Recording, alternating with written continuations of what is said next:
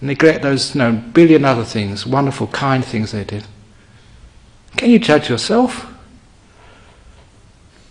How many, if you tallied up all the beautiful thoughts you've had in your life, and all the stupid, evil thoughts you've had in your life, all those kind words you've said, and all those mean words you've said, all those selfish actions and all those compassionate actions, you can't remember most of them.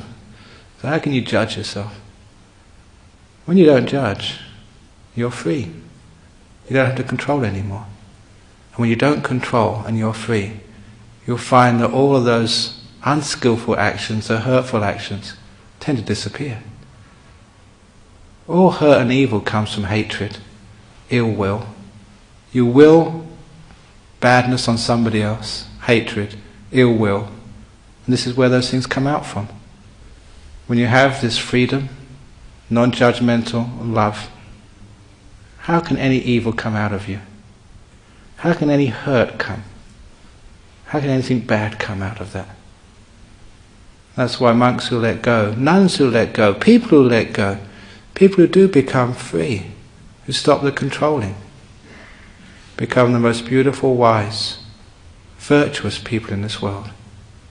They don't do any harm because they don't want to control. They're free, and they teach freedom to others. That's what the essence of what we do here is. We learn that in our meditation. We learn the less you control, the more successful the meditation is, the more peaceful, the happier, the wiser. And that's what you do in your life. You don't control the people around you. You don't control your disciples, your friends. You don't even control your body. You don't control your body, you relax, no stress, and your body becomes healthy and lives a long life. Isn't that what you want to do? If you want to live a long life, stop controlling yourself. Let go and be free. Stress disappears. Then you get health and long life. An example. So, controlling and freedom. Why do you control anyway? Because if you judge, and I never mention this, but I'm going over time. You know why you judge? Because you've got an ego, a self. That's what the self does. You judge. Whenever you look at something, whenever you are there, you're always assessing. Better, worse, good, bad, whatever. So, by non-judging, the reason why it's very hard to do is because you have to disappear. You have to vanish. The self goes when you stop judging.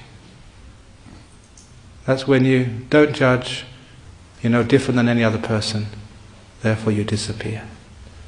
Why in Buddhism we call it the teaching of anatta, non-self, disappearing, vanishing.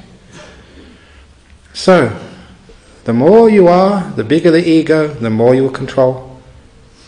When you start to lessen, disappear and vanish, you will be more free, you won't control others. So you can understand, the more enlightened a person is, the more free they are, the more they won't control others. That's why you'll never get a monk being President of the United States or Prime Minister of Australia. They're not into controlling, they're into freedom, to vanishing and disappearing.